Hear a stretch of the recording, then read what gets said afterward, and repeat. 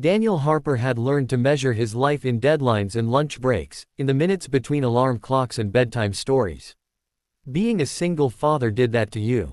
Time became a currency more valuable than money, and money itself was always in short supply.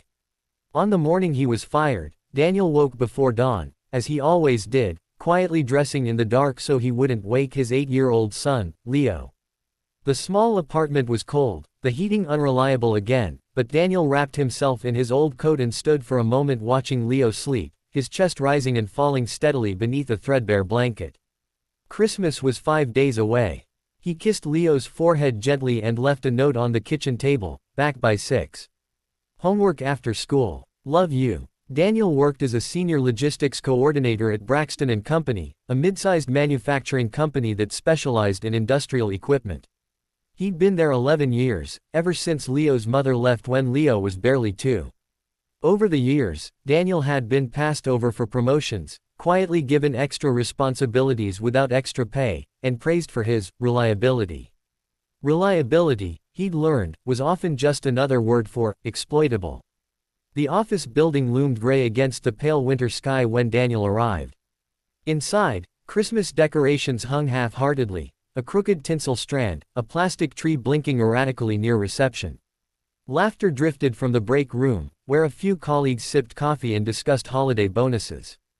Daniel nodded politely and went straight to his desk, already thinking about the overtime hours he'd volunteered for, hoping to cover the cost of Leo's winter coat and the second-hand bicycle he'd found online. At 9:12 a.m., an email popped up from HR with the subject line, "Meeting request, immediate." Daniel's stomach tightened. He'd felt it for weeks, the tension in the air since the new CEO, Richard Braxton, had taken over after his father retired. Richard was sharp-suited, sharp-tongued, and fond of streamlining. Daniel saved his work, straightened his tie, and walked to the conference room. Richard Braxton didn't bother with pleasantries. HR sat stiffly beside him, eyes fixed on a folder. "Daniel," Richard said, steepling his fingers, "as you know, we're restructuring. Your role is being eliminated." Daniel blinked. "Eliminated? I handle 3 regional warehouses. I trained half the team." Richard shrugged. "Automation. Outsourcing. It's nothing personal." Nothing personal. Daniel thought of the nights he'd slept in his office chair during a supply crisis, the weekends he'd missed Leo's school events because shipments were delayed. "It's 5 days before Christmas," he said quietly. Richard's eyes flicked to the clock. "We're offering a standard severance package. 2 weeks' pay." 2 weeks. Daniel's voice cracked despite his effort to stay calm. "I've been here 11 years. Policy," Richard replied. "Security will escort you out." That was it. No thank you. No acknowledgement. Daniel signed the papers with shaking hands and walked back to his desk under the watchful eyes of a security guard. His colleagues avoided his gaze, embarrassment and fear mingling on their faces. He packed his things into a cardboard box, a framed photo of Leo at the zoo, a chipped mug that said "World's Okayest Dad," a notebook full of meticulous plans that would never be used. Outside, the cold hit him like a slap. Daniel sat in his car for a long time, forehead resting against the steering wheel, breath fogging the glass. How was he going to tell Leo? How would he pay rent? Christmas felt like a cruel joke now, a countdown to disaster.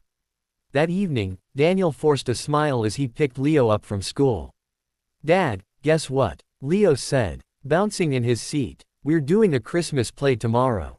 I'm a shepherd." "That's great, buddy," Daniel said, heart aching. At home, he cooked pasta, helped with homework, and waited until Leo was brushing his teeth before he sat alone at the kitchen table, staring at the rejection emails he'd already started receiving from other companies. Hiring freezes. Budget cuts. January, maybe. The next day passed in a blur. Daniel attended Leo's play, clapping harder than anyone, tears stinging his eyes as he watched his son beam under the stage lights. That night, after Leo fell asleep, Daniel finally told him. "Things might be a little different for a while," he said gently. "Dad lost his job." Leo frowned. "Did you do something bad?" "No," Daniel said quickly, pulling him close.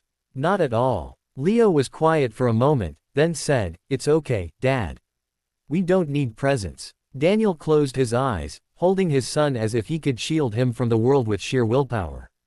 Unbeknownst to Daniel, Several miles away in a glass tower overlooking the city, another Harper was stepping out of a private elevator. Michael Harper adjusted his tailored coat and glanced at his phone, scanning reports. Michael was Daniel's younger brother by 3 years, though their lives couldn't have been more different. After their parents died in a car accident when Daniel was 22 and Michael 19, Daniel had dropped out of college to work full-time, supporting them both. Michael, brilliant and driven, had finished his degree, earned an MBA, and climbed the corporate ladder at a staggering pace. The brothers loved each other, but distance and busy lives had turned weekly calls into monthly texts. Michael was now a managing partner at Northstar Capital, a private equity firm known for acquiring undervalued companies and turning them around. Braxton and Company had been on Northstar's radar for months. Declining efficiency, outdated processes, poor leadership. Michael had personally overseen the due diligence, frowning as he read through employee turnover reports and cost-cutting measures. On December 23, Northstar finalized the acquisition. The announcement was scheduled for the following morning. Richard Braxton, smug in his corner office, believed he'd secured a lucrative exit package and would remain CEO under the new ownership. He had no idea what was coming. Christmas Eve morning dawned crisp and bright. Daniel woke to the sound of Leo shaking him. "Dad, Santa came." Daniel smiled despite everything, watching Leo tear into the modest gifts he'd managed to afford. The second-hand bike, refurbished and polished, a few books from the thrift store, a handmade scarf Daniel had knitted late at night. Leo hugged him fiercely. "Best Christmas ever," he declared. Later that morning, Daniel's phone buzzed with a notification from the news. Northstar Capital acquires Braxton and Company in surprise deal. Daniel skimmed the article, then froze at the name listed as lead partner, Michael Harper. His heart pounded. Michael, his brother. Daniel sat down heavily on the couch, rereading the article to be sure. It was real. Braxton and Company had been bought by Michael's firm. Daniel didn't know what to feel. Hope warred with bitterness. He hadn't told Michael about losing his job. He hadn't wanted to worry him. They hadn't spoken in weeks. Before Daniel could decide whether to call, his phone rang. "Danny." Michael's voice came through, warm and familiar. "I was just about to call you.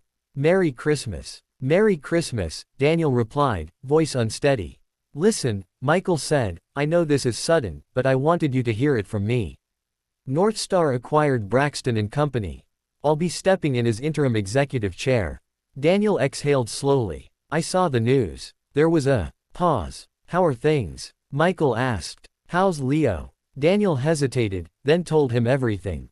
The firing, the severance, the fear. Michael listened in silence, jaw tightening. "He fired you," Michael said finally. "Before Christmas." "Yes." "For what reason?" "Restructuring," Daniel replied bitterly. Michael was quiet for a long moment. "I had no idea," he said. "Danny, I'm so sorry." "It's not your fault," Daniel said, though part of him wondered how different things might have been if he'd spoken up sooner. "Where are you right now?" Michael asked. "At home." "Good," Michael said. "Stay there. I'll call you later today." True to his word, Michael called again that afternoon, his tone brisk but kind. "I've been reviewing personnel decisions made in the last quarter," he said. "Your termination stood out. It was egregious." Daniel laughed humorlessly. "That's one word for it. I'd like you to come in on Monday," Michael said. "As my guest." "Monday," Daniel repeated. "I don't work there anymore." "You will," Michael said simply. "If you want to." Daniel's throat tightened. "Michael, no pressure," Michael interrupted. "But I need people I trust. People who actually know how the company works." On Monday morning, Daniel walked into Braxton and Company with a visitor badge and a borrowed suit. The atmosphere had changed. The old decorations were gone, replaced by sleek banners bearing Northstar's logo. Whispers followed him as he passed familiar desks. In the boardroom, executives sat stiffly as Michael took his place at the head of the table. Richard Braxton arrived last, confidence faltering when he saw Daniel seated beside Michael. "What's this?" Richard snapped. Michael didn't look at him. "Good morning, everyone," he said calmly. "As you know, Northstar has completed its acquisition. Effective immediately, there will be changes in leadership." Richard opened his mouth, but Michael raised a hand. "Richard Braxton, your role as CEO has ended. Your termination is effective today." The room went silent. Richard's face flushed. "You can't be serious," he sputtered. "My contract has been reviewed," Michael said. "Along with your recent decisions, including the termination of Daniel Harper." Richard turned to Daniel, recognition dawning. "You're related." "My brother," Michael said coolly. "But this isn't about nepotism. It's about competence and ethics." Security escorted Richard out, mirroring Daniel's own humiliating exit days earlier. Daniel felt no triumph, only a quiet sense of justice. After the meeting, Michael turned to Daniel. "I want you to take over as director of operations," he said. "Full authority, fair salary, benefits, and flexible hours." Daniel stared at him. "Are you sure?" Michael smiled. "Danny, you held our family together when everything fell apart. You deserve this." Over the next weeks, Daniel threw himself into the work.